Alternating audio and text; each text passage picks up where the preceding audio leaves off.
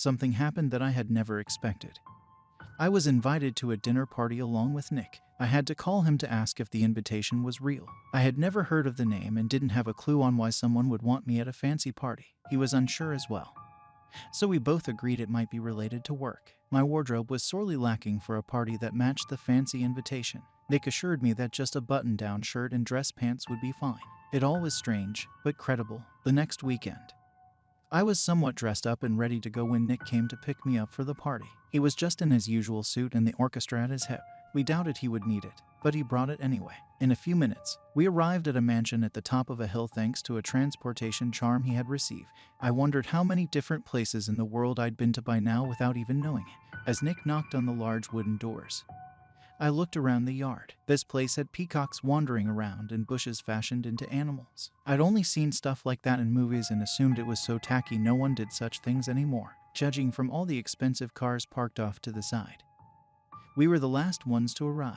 The door creaked open, spilling light onto the dark front yard. We were greeted by the last person I ever expected to see, and yet was very happy to meet again. "Luna, what are you doing here?" I asked, as the child let out a shriek of delight and jumped into my arms. I had received some letters saying how well Luna was doing, but we hadn't been able to meet again since the time when we rescued them from a hunter lab. Small arms nearly choked me to death as Luna hugged my neck. "I didn't know you would be here either." To my shock, Luna was talking. Pride welled up in my chest. Luna was dressed in a frilly silver outfit that matched their hair, because they didn't have a gender. They pretty much wore anything they wanted. Nick gave the child a small wave, and Luna gave him a narrowed eye look that hurt my partner a little even if his face didn't show it. It appeared Luna hadn't fully forgiven Nick for being ready to kill them on sight during that case. It would take a bit longer for them to fully get along. I finally had to put the child down as we went inside to be introduced to the others who arrived and to see what exactly was going on. In the front room was a table with name cards. Most I didn't recognize, but Nick's name was displayed above a feathered eye mask, almost like a carnival one. Red feathers stood up from the side. He picked it up to examine it, to find it completely normal. Everyone else here brought along a bodyguard of sorts. All the guards have to wear a mask for some reason. I think it makes it easier for everyone who haven't met yet to know who the important person is on site or something, Luna explained as Nick silently placed the mask on his face. And with a few adjustments he got it to fit. It was very hard not to laugh at him. Luna had been the first person to arrive, saying their caretakers would be there at some point, which to our surprise was us. The rest of the people who came in pairs were pretty important in the supernatural culture. They demanded respect, so not knowing them on site was a grave offense. I suppose that all made sense as to why we were there. An agent would just be an extra layer of protection when it came to a dinner party of the rich and important creatures. The corporation must really be short on agents if the only ones they could spare were me and Nick. I feel really underdressed for all of this. Even the orchestra's hilt is all done up, I commented as I looked over at Nick's sword, which had a sparkling set of diamonds hanging from a chain on the delicate hilt. It said it wanted to wear something nice too, Nick said, looking down. How come it didn't come in a fancy new sheath then? I guess a plain black one is fine, but I stopped speaking due to the look Nick gave me under his mask. Luna did a double take at the sword, then at me, as if they were realizing a terrible fact. I was confused about their reactions. The sheath is brown. Did you mean the scabbard? Nick suggested. I felt my face flush as I looked at the brown leather belt that kept the sword at his waist. I'd mixed up the two words, thinking one was the other. I must not have said that mistake out loud in front of him before, or else he would have corrected me. I dreaded how many times I'd mentally mixed them up in the past. In my defense, I don't own a sword. Why would I know what everything on them is called? I said, trying to defend myself.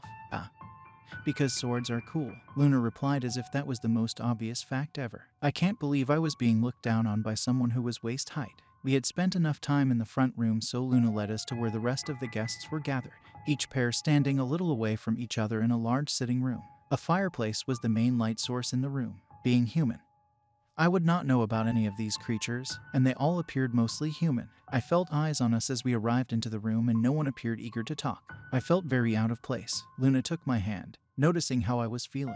In the corner of the room, a man stood looking through the books on the shelves. His bodyguard wore a mask with black feathers to match his employer's hair color. That's the eldest son of the Nightshade family. They mostly deal in velvet bat farms. I think he might be the nicest out of everyone in this room, Luna explained, as I looked at the pair. The Nightshade's son had straight black hair down to the floor. He was wearing a solid black robe, and a pair of bat wings arched from his back and increased his height.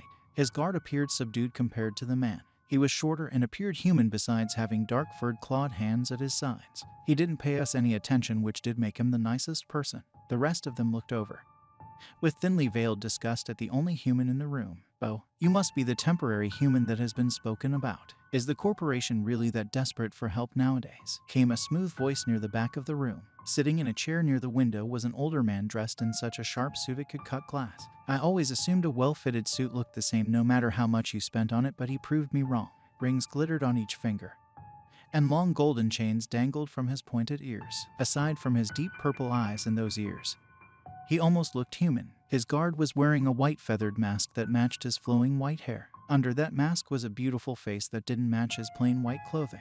I offered to be a contract worker for the cash. Not everyone is born with money. Some of us need to work for what we got instead of it being handed to us. I shot back and a wave of suppressed snickers came through the room. Even Nightshade looked up from his books. It was clear no one had the nerve to talk back to the man sitting in the chair. He must be the richest person there. The other two pairs looked between us, expecting an argument. A woman with fiery red hair by the fireplace grabbed their guard's shoulder with a smile on her face. It was obvious she wanted to watch some drama. When the guard wearing white took 2 steps forward, Nick moved as well. He was instantly in front of me, hand at the ready to draw his weapon. The one sitting reached over to take a fistful of his bodyguard's hair to pull him back. I winced at the sight, as the man kept a straight face and tried to stay standing still as his employer tugged. "That pest is only human. Are you suggesting we need to react to their useless words?" he said to his guard in a low voice that showed just how cruel he was. A tense few seconds passed until he let go of the other man's hair and started to completely ignore us as if we were nothing. Nick also straightened up, feeling as if the danger passed. The two women felt let down from the anticlimactic reactions. Luna silently asked to be picked up, so I bent over to take them into my arms. "That man is the oldest son of the Webb family. They deal in silk," Luna whispered, hoping no one else could hear. That explained why I automatically hated the man across the room. Aside from being a stuck-up snob, he was connected to spiders in some way. Apparently supernatural silk was created mostly by spider creatures instead of any other insects. The red-haired woman came over, a hunter's smile over her face. She was attractive and she knew it. Necklaces with countless gems covered her chest where her red dress didn't. Her lips were painted a red that would look tacky on anyone else. "I'm Elizabeth. My family provides the gunpowder and other explosives for the corporation. I'm certain you have heard of us." Her voice was a bit strained, as if she was trying to sound more mature than she appeared. "Sorry, we don't know anyone here. I'm human and kinda clueless on the supernatural side of things. And Nikki uses swords," I explained. There was a chance Luna knew who this woman was. This kid had been studying and didn't have information held back from them.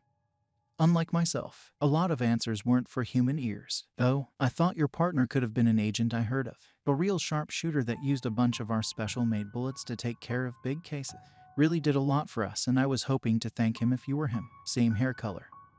But I suppose you're not him. He had a female partner." Elizabeth spoke and waved a hand to signal she really didn't care what she was talking about, but only mentioned it to show off. Her bodyguard towered over her wearing a black suit with a mask of yellow feathers. He looked tough, but I felt as if the man sitting by the window was stronger. Elizabeth was just trying to look good by appearances. Every aspect of her image was to impress. I doubted I could get along with any of these people. "I am not talented when it comes to firearms. I shall pass your thanks along and hopefully it will find the person it's meant for," Vic commented, not at all fazed by the beautiful woman standing in front of him. When she tucked her arm under her chest, making her necklaces shift, my eyes were drawn to the glittering mess. Then I flushed over just how low her dress was and quickly looked away. Nick was a saint for not looking down with that view practically in his face. The last set of people sat down in some chairs near the front of the room. A woman in a long oriental pastel yellow dress was rolling her eyes at Elizabeth.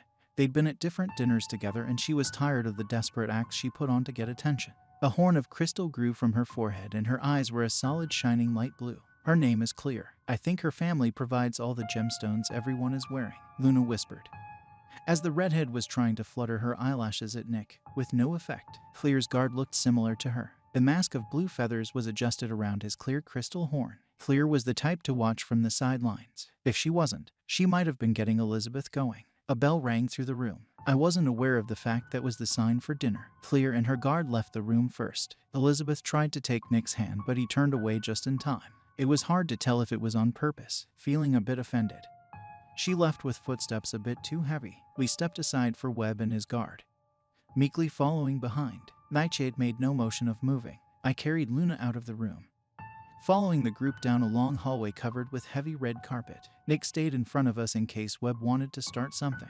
I felt a hand on my shoulder and jumped a little, not expecting it. "Human, may I ask you something?" Nightshade crept up behind us. A large hand with long fingers kept a grip on my shoulder as we walked. His wispy low voice made my skin crawl. His intense eyes stared into my soul.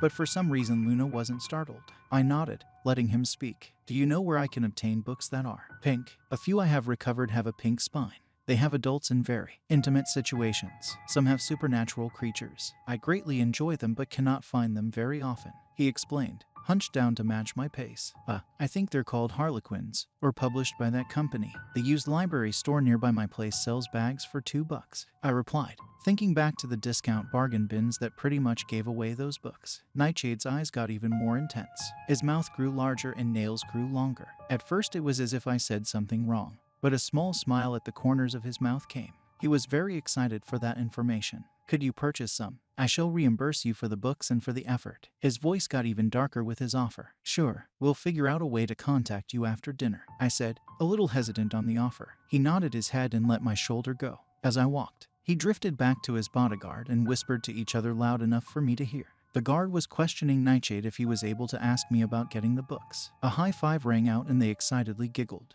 Okay. Maybe there was a good pair in this bunch. We arrived to a large dining room with a large long table in the middle. Webb already taken the seat on the end regardless of if it was his spot or not. I noticed right away that there were not enough chairs for everyone. None of us really had a conversation about the purpose of the night. I never asked who planned this dinner. Just assumed it was a case. You could tell whoever was running things was loaded. The crystal centerpieces cost more than what I currently had in savings.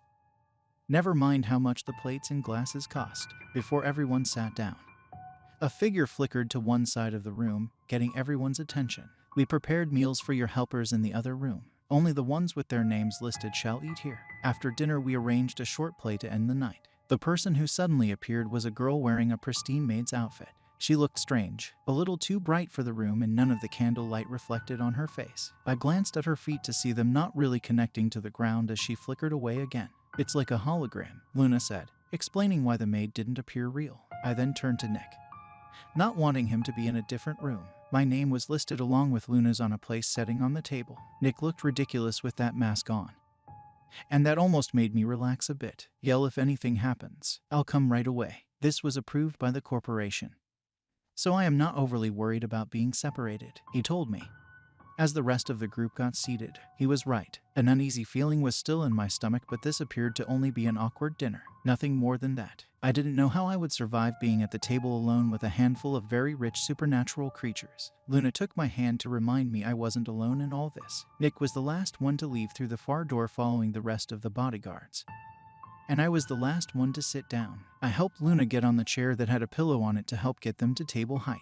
Without her helper, Elizabeth was having issues pulling her chair in. The legs kept getting stuck on the carpet. I helped her while trying to be discreet in the motion. Any sign of weakness would be like blood in the water with this group. When I got settled, different bowls of a starter soup appeared from thin air in front of everyone. No one wanted to start up a conversation, since the bowls were so small. The ones eating finished it off fairly quickly to have a main meal appear. Again, each meal was different for each person, to suit their species and tastes. I was helping Luna cut some chicken breast as the cutlery provided was too large for them. When Clear finally spoke up, "Does anyone know the purpose of this meeting? Most of our families have connections with each other. I was told to attend and I assume it's the same for you all, but was not told anything more than that." She said exactly what I had been thinking about for a while. Nightshade was politely eating, not wanting to bother to join in the conversation. There was something on his plate he clearly found too bitter, but didn't leave anything behind as he ate what was given. Webb kept his arms crossed, not touching anything. "I think it's to have us be a bit more friendly to each other, or a possible first meeting to pick who we would like to marry. There are an equal number of males to females after all," Elizabeth mentioned, not at all taking me and Luna into account. Clear was picking at her dish while Elizabeth looked hungry and yet didn't touch anything. Her eyes fluttered over to Webb with a look she may have thought was seductive. She really was only looking at his sharp suit and family connections. I doubted she would actually enjoy being married to him, and yet she would try her hardest to get his attention. "Oh, I see you're looking over to our lovely Webb with stars in your eyes. Being the youngest of your family, I am unaware of what you have to offer. Nightshade is far more suitable for you," Clear said with a shrug. wanting to get her rival heated. I'm not interested in any of that. I only wish to spend time with my books. I have many brothers you can fall back on if Webb is not interested. The man pointed out while hunched over his plate.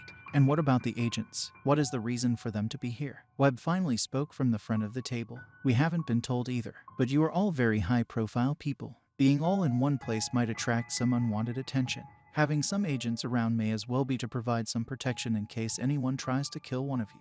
You all have some enemies, right? I suggested. They all nodded except for Webb, arms still crossed. He studied the human at the same table. It was clear I could do nothing if something did try and attack. I held his eye contact even while Luna's arms sneakily reached over to lift my wine glass. I moved it out of the small finger's grasp and next to Elizabeth. She had already finished her drink, her eyes darting towards my untouched one. Can a human do anything at all? Webb responded, a small grin on his face that showed off perfect sharp teeth. He can cut food, which is a skill our Elizabeth does not seem to own. Clear commented as she jumped on the chance to poke fun at the other woman. Elizabeth's face turned as red as her hair for a few seconds. She grabbed my offered wine glass, slamming the drink down in one gulp huffily. Her grip was so strong on the crystal glass she may well break it.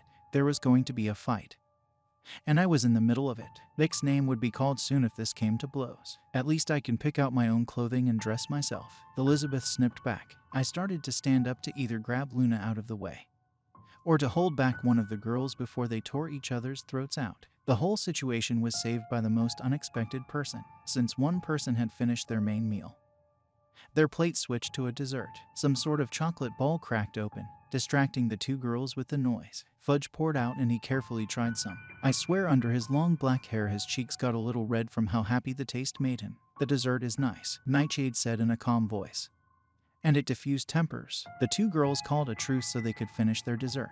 Thankfully, Webb didn't appear interested in keeping them going in a fight, or in much of anything. I hadn't really eaten much. The whole scene was so stressful I was unable to stomach the free meal. Luna was so small and was given such a large portion. Nearly most of their meal was fashioned in the shape of a crude sailboat on a mashed potato sea. Finishing off a bowl of ice cream was no issue though.